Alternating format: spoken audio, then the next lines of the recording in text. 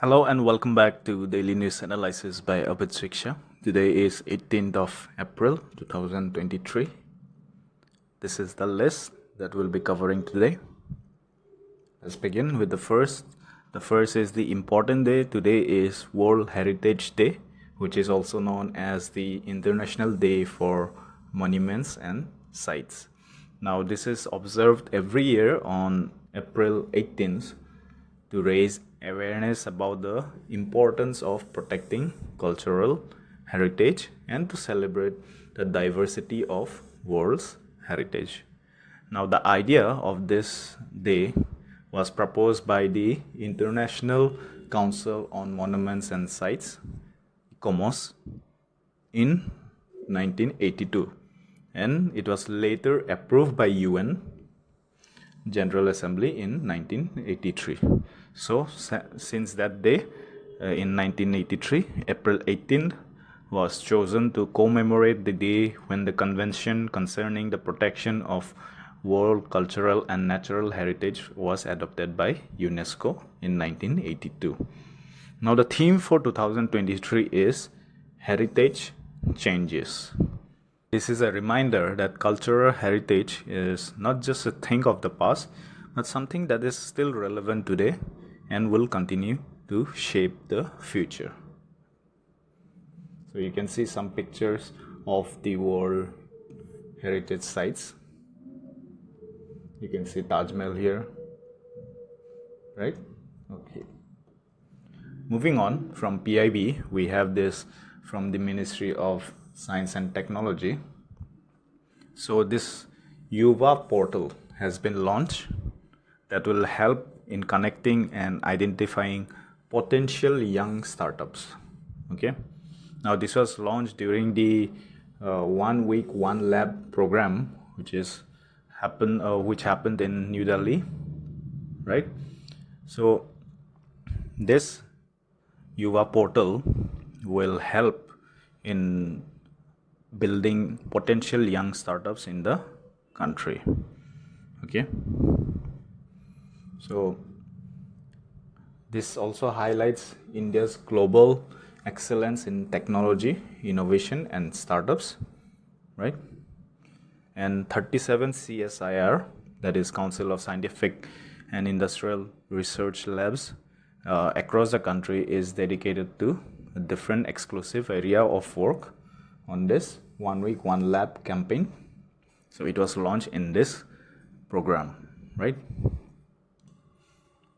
And from Ministry of Panchayat Raj, now President of India, Srimati Draupadi Murmu, will present the National Panchayat Awards.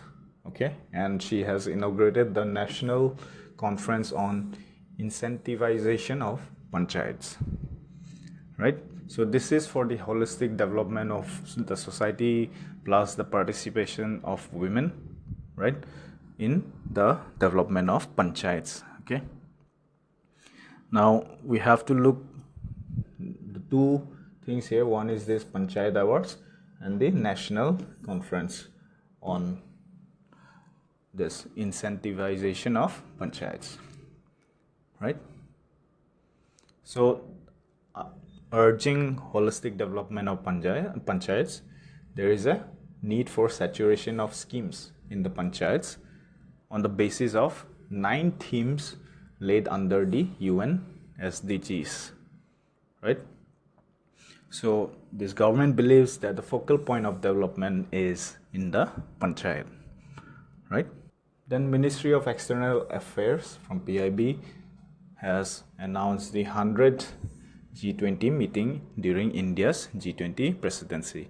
Now this was the meeting of Agriculture Chief Scientist Max in Varanasi. Okay.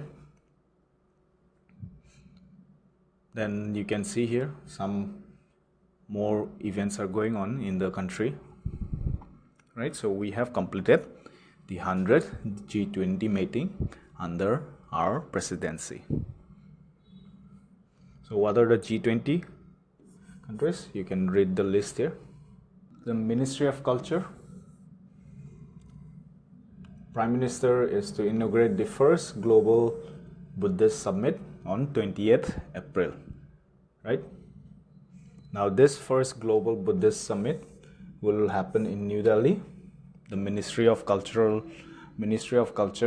is collaborating with the International Buddhist Confederation that will host the Global Buddhist Summit on 20 and 21 April at the Ashok Hotel in New Delhi.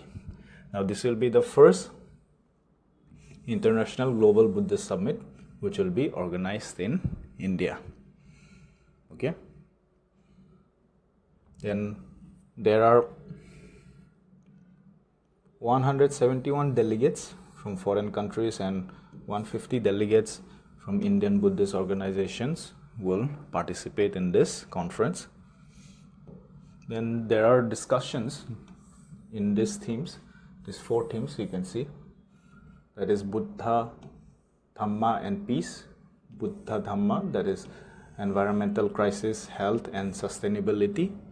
Then preservation of Nalanda Buddhist traditions.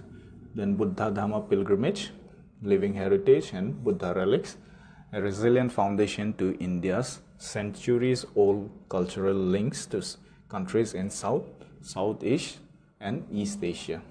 Okay, and then there will be speeches by His Holiness Thich Trít Quang, who is the Supreme Patriarch of Vietnam Buddhist Sangha, and Professor Robert Thurman for Sangha and academic sessions, right? So remember the themes, the 4 themes in the conference and where it is happening. Then Ministry of Ayush has come up with this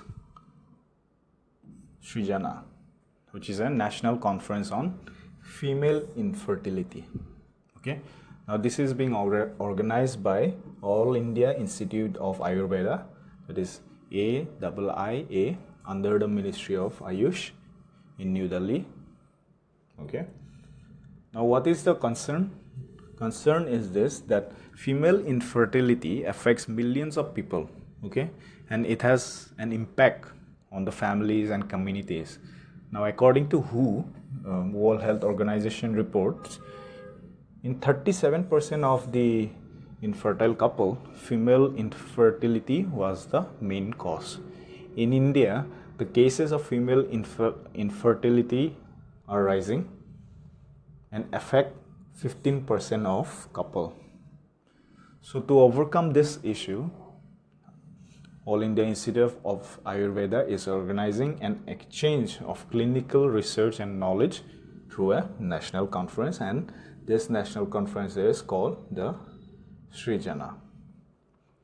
Okay, and more than 100 delegates have registered to participate in this, right? From Assam Tribune, we took these 2 news. Now, Gosain Phurua Utsav, that is the 3rd day of Rongali Bihu, which is known as Gosain Bihu, has a very significant role at Guptkashi Vishwanath Ghat, which is a historical place in the town of Vishwanath Chariali. Now, this is a 339-year-old tradition, the Gosain Phurua Utsav, and this dates back to the Ahom reign. So you can see this deity, it is being carried, right? You can see this.